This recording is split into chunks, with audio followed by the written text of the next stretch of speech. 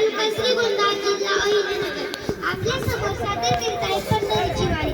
बालमित्रांनो, प्रत्येक वर्षी लाखो भाविक ऊन पावसाची तमाना बाळगता टाळ मृदुंगाच्या जयघोषात विठुरायाच्या दर्शनासाठी वारी करत असतात. पण वारीची प्रथा नक्की कधीपासून सुरू झाली आणि वारीला इतके महत्त्व काय आहे ते पाहू.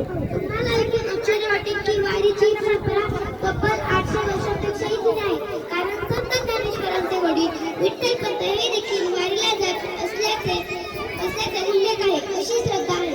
प्रत्येक वर्षी आषाढ आणि कार्तिकी या 2 एकादशीला वारी होत असते. या आनंद सोहळ्यात लहान मोठा, गरीब श्रीमंत, उच्च नीच हा भेदभाव कधीच नसतो. यात सर्वच लोक आनंदाने सहभागी होतात. मग विचार कसा करता यायचं ना आमच्या सोबत वारीला?